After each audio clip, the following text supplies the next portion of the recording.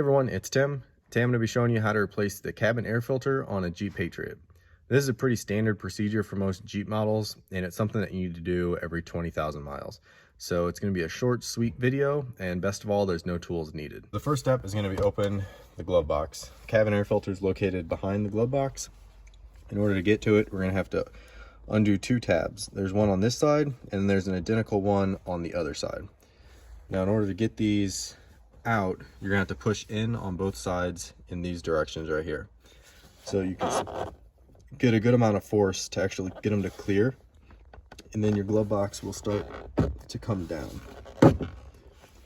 and then it comes down to about right there, and it stops because there's a cord, as you can see right here.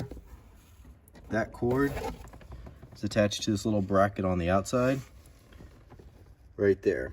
If you undo that cord, which it's a little tricky to, the glove box will drop down all the way pretty much to the floor, and you can take it off if you wanted to. But what we're getting to is this little box cover right here that says airflow. And actually you can reach your hand through here, and it's much easier to change it like that versus trying to deal with that cord to drop it further. So in order to get this little cover off, there's gonna be a clip right there and a clip on that side. And you're just gonna push them and pull towards you, push in and pull towards you, and this whole cover comes off. So here's the clips a little bit closer. All you're doing is just pushing in on them, and then you pull towards yourself. So inside there you can see the filter sitting in there. So we're gonna go ahead and just pull it out.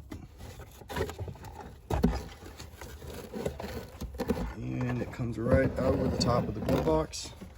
And so as you can see, that filter is pretty dirty and needs changed. All right, so here is the new filter. I got this one off of Amazon. I've used it a couple of times and it works great. If you have the same make and model Jeep, then I'll go ahead and drop a link in the description. That way you can get yours from Amazon too. So here's what they look like inside.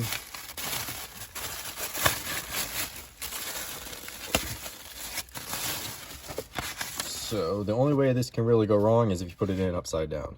So as you can see, there's an arrow that shows airflow. On the cover that we popped off, it shows your airflow direction. So just match both those arrows up when you're putting it in, and you'll be fine. So you're gonna take the filter, and you actually have to rotate it. So it's longer on one side. It needs to skinnier in going in first, but just make sure your arrow is staying pointed down.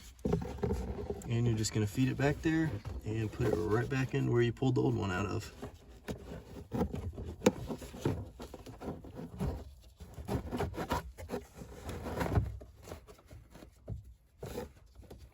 And once it's in there all the way, you're gonna take your cover, and it's pretty easy to get it back on. It just pushes on and snaps on each side.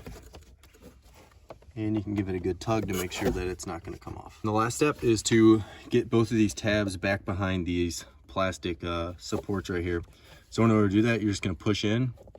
When you're pushing in, you can see that it kind of runs into this back piece. So if you push your back piece up, pull that in, it'll clear that easier.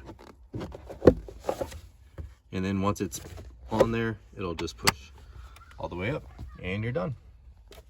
So that's all there is to it. It's a really easy job, and I hope this video helped you out. Hopefully you don't have to go to the dealer anymore to get this done. It's every 20,000 miles, so you're gonna have to do it every year or so, depending on how much you drive. But if this video did help you, do me a favor and leave a comment. Let me know how it went. I love to hear when people say that they were able to do the job themselves. They didn't have to go to the dealer anymore. Makes my day. So, till next video, talk to you guys later.